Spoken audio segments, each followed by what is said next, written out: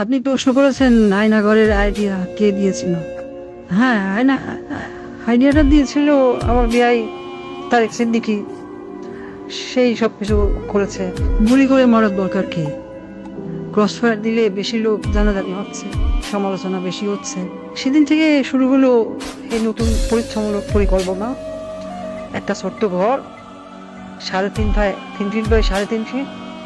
ওইখানে নিজের কোথাও ভালোভাবে শোনা যায় না। হ্যাঁ, আমরা প্রথমে কিছু বিরোধী নেতাকে তুলে আনলাম, এই বিএনপি, জামাত, ছাত্র শিবির, ছাত্রদল, কিছু সাংবাদিক। ওদের রাখা হলো সেই আয়না ঘরে। প্রথমে কয়েকদিন ওরা দেয়ালে ঘুষি মারতো। আমাকে ভিডিও কলে দেখানো হলো, ভিডিওতে আমাকে দেখানো হলো ওরা দেয়ালে ঘুষি মারতো, দরজা ঠেলে বের হওয়ার চেষ্টা করছে। তারপর কিছুদিন দেখি শুধু উপরের দিকে তাকিয়ে থাকে। তারপর এক সময় ক্লান্ত হয়ে শুধু উপরের দিকে তাকিয়ে থাকতো। প্রথম কিছুদিন কেউ বুঝতে পারতো না কতটা সময় গেছে, কয়দিন তাদের আটকরাটা হয়েছে। খাবার অনেক কম দেওয়া হতো, খাবার কম দিতে বলতাম, পানিও খুব সীমিত। কেউ কেউ নিজের আয়নায় নিজের প্রতিবিম্বকে দেখে সূত্র মনে করত, নিজেকেই আক্রমণ করা শুরু করলো। নিজের দেয়ালে নিজের হাত দিয়ে ঘুষি মারলো, হাত রক্তাক্ত করলো।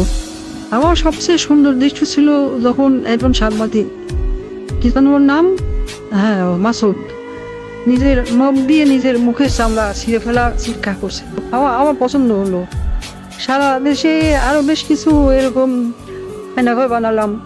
যুদ্ধপরাধী রাজাকার ছেলে মেয়েদের সেখানে বন্দি করতে বললাম। মাঝে মাঝে 2-1জনকে ছেড়েও দিতাম। ফিরে এসে কেউ কিছুই বলতো না, ওইভাবে বলে দিয়েছিলাম যেন কেউ মুখ না খোলে। ব্যাস, সাপও মরলো না, লাঠিও ভাঙলো না। মানুষ ভাবলো যান বাঁচাতে স্বেচ্ছায় আত্মগোপন করেছিল, কিন্তু আমার আসল শক্তি ছিল প্রচারণায়। আমার দলের নেতাকর্মীরা তারাও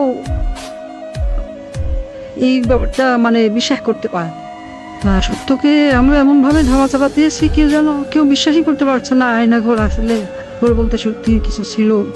আমি হাসলাম, কারণ কেন জানেন, একবার যদি সত্য মিথ্যাকে আর মিথ্যাকে সত্য বলে চালিয়ে দেওয়া যায়, তাহলে আর কিছু করার দরকার নেই। মানুষের মনে সন্দেহ ঢুকিয়ে দেয়াই যথেষ্ট। আমার বাবা বলতেন, একবার যদি কেউ নিজের চোখে দেখা জিনিসকে সন্দেহ করতে শিখে, তবে সে নিজের জীবনের উপর বিশ্বাস রাখে না। তখনই তুমি তাকে সম্পূর্ণ দখল করে দিতে পারবে। আমি তাই করেছি। আমি তাদের মনের উপর শাসন করেছি, আমি তাদের কল্পনাকে বন্দি করেছি। আর তাই আজও মানুষ সন্দেহ করে আয়না ঘর বলে সত্যিই কিছু ছিল।